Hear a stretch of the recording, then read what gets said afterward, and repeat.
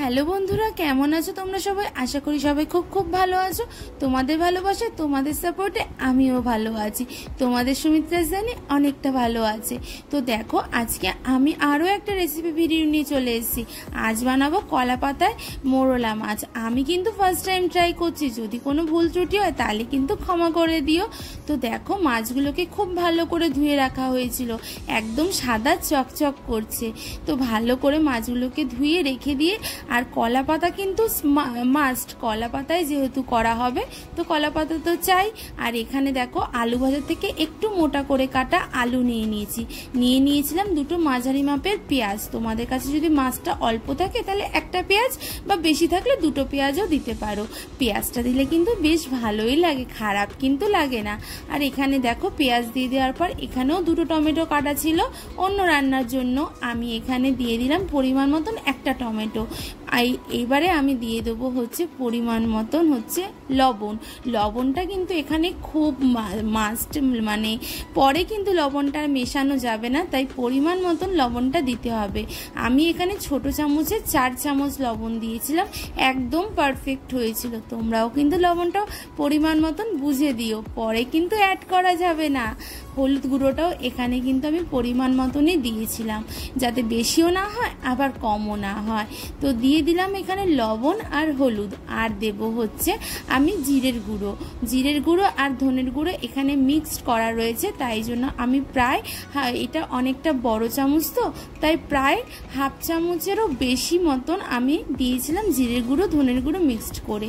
দিয়ে দিয়েছিলাম পরিমাণ মতন লঙ্কার গুঁড়ো, বেশি লঙ্কার গুঁড়ো দিইনি, কারণ এখানে দেব কাঁচা লঙ্কাও, তাই জন্য দিয়ে দিলাম পরিমাণ মতন চিনি। আমি তো সব রান্নাতেই চিনি দিই, টেস্ট ব্যালেন্স করার জন্য চিনিটা মাস্ট। তো এরপরে দেখো, চেরা কাঁচা লঙ্কাগুলো আমি দিয়ে দিলাম। এবার দিয়ে দেবো স্বাদ অনুযায়ী এবং পরিমাণ মতো সর্ষের তেল, যার কাঁচা গন্ধটা একদম জাস্ট ওয়াও। এবারে মাছটাকে ভালোবাসা দিয়ে হাতের সাহায্যে মেখে নিতে হবে। তবে হ্যাঁ, এখানে কিন্তু মাছটাকে খুব চেপে চেপে মাখলে চলবে না, মাছটাকে খুব আলতো হাতে মাখতে হবে, নাহলে কিন্তু মাছগুলো ভেঙে যাবে। এই সময়টা একটু ধৈর্য ধরে মাছগুলোকে আলুর সাথে এবং সমস্ত মশলার সাথে, পেঁয়াজ টমেটোগুলোকে দেখলে আমি হাত দিয়ে কেমন ডলে ডলে দিলাম। তো খুব ভালোভাবে আস্তে আস্তে নরম হাতে, আলতো হাতে মেখে নিতে হবে। নিজের ভালোবাসাও কিছুটা দিতে হবে, তবেই তো আসবে হাতের জাদুর টেস্ট, তাই না? মজা করলাম। তো দেখো, খুব ভালো করে আমি আস্তে আস্তে মাছটাকে মেখে নিচ্ছিলাম। আর এখানে কিন্তু মাছটা আমার মাখা হয়ে গেছে, আমি প্রায় 15 মিনিট মতো ম্যারিনেশনের জন্য রেখে দিয়েছিলাম। আর এখানে দেখো, একটা চাটু নিয়ে নিয়েছি। চাটুটা কিন্তু সেই, জানো তো, আমার বাবা কিনে দিয়েছিল মাকে, তা অনেক বছরের চাটুটা। আর এই চাটুটাতে এখন শুধুমাত্র পরোটাই হয়, তাই জন্য ভাবলাম এই চাটুটাই নিই। যদিও ওই চাটুটা একটু ছোট হয়ে গেছিলো।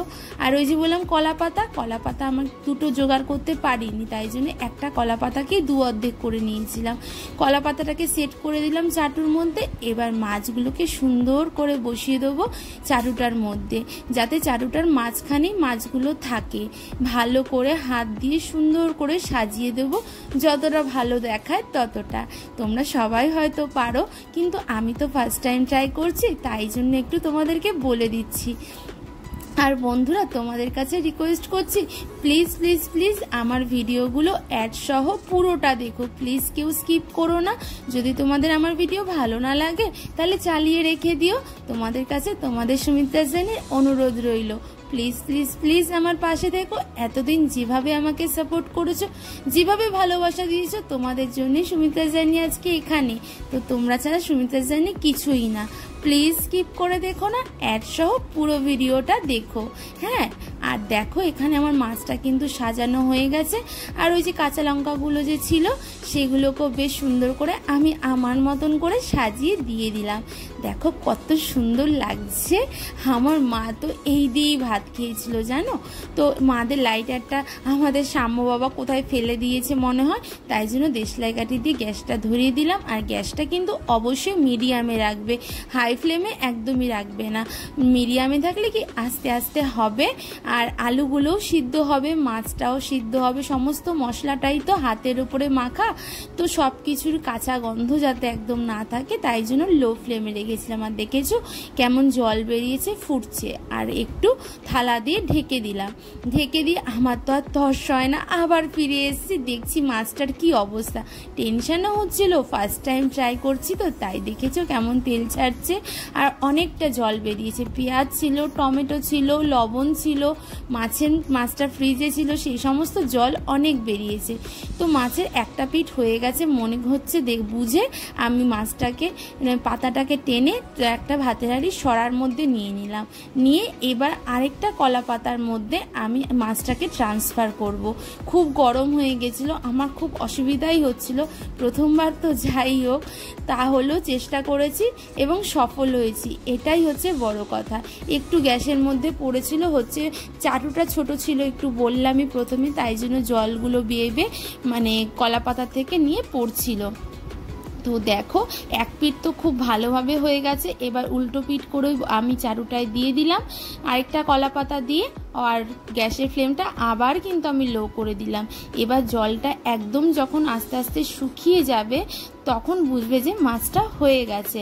আর এই যে একটা স্মোকি ফ্লেভার বেরোবে না, তো ওতেই মানে মাছটার টেস্ট দ্বিগুণ করে দেবে। আর এই কলা পাতাটা, আগের যে কলা পাতাটায় মাছটা হয়েছে সেটা দিয়ে মাছটা আরেকটু ঢেকে দিলাম, যেটুকু জল রয়েছে, আলুটা যেটুকু সিদ্ধ হওয়া বাকি ছিল সিদ্ধ হওয়ার জন্য ঢেকে দিয়েছিলাম। আর দেখেছো কেমন ধোঁয়া বেরোচ্ছে, আসলে এটা একটু তলায় তলায় লাগছিল, একটা স্মোকি ফ্লেভার বেরোচ্ছিল, দারুণ দারুণ হয়েছিল। ফার্স্ট টাইম যে এতটা আমি সাকসেস পাবো আমি ভাবতেই পারিনি। হ্যাঁ একটু পড়েছে, ওই যে বললাম প্রথমবারেই যে প্রথমবার করেছি, ভুল হলে ক্ষমা করে দিও।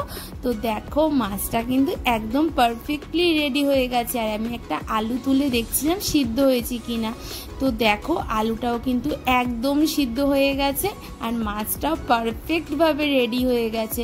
তো কলা পাতায় মোরলা মাছ ফার্স্ট টাইম ট্রাই করে অসাধারণ খেতে হয়েছিল। তোমরা এখনো যারা যারা কলা পাতায় মাছ ট্রাই করোনি অবশ্যই কিন্তু করো, আর করে কিন্তু আমাকে জানিও কেমন লাগে খেতে আর কেমন করে করলে। আমি কিন্তু ফার্স্ট টাইম ট্রাই করলাম আর খুব খুব ভালো হয়েছিল। আমার মা তো এই দিয়েই ভাত খেয়েছে। তো তোমাদের কেমন লাগলো আমার ভিডিওটা অবশ্যই কমেন্টসে জানিও। মাছটা যখন পুরো কমপ্লিট হয়ে গেছে তখন আমি 2 চিপি সর্ষের তেল, মানে 2 চামচ সর্ষের তেল মাছটার ওপর দিয়ে একটু ছড়িয়ে দিলাম। ব্যাস মাছ রান্না আমার কমপ্লিট। কেমন লাগলো ভিডিওটা অবশ্যই কমেন্টসের মাধ্যমে জানাতে ভুলো না, কিন্তু ভালো লাগলে লাইক কমেন্ট শেয়ার করে দিও। আমার চ্যানেলের নতুন বন্ধু হলে অবশ্যই চ্যানেলটাকে সাবস্ক্রাইব করে আমাকে সাপোর্ট করো, আর নোটিফিকেশন বলটাকে আইকনটাকে অবশ্যই অল করে রেখো, যাতে আমি যাই ভিডিও পোস্ট করি না কেন সবার আগে তোমাদের কাছে পৌঁছে যায়। তো কেমন লাগলো অবশ্যই স্কিপ না করে অ্যাড সহ পুরো ভিডিওটা দেখো। চল টাটা, বাই বাই।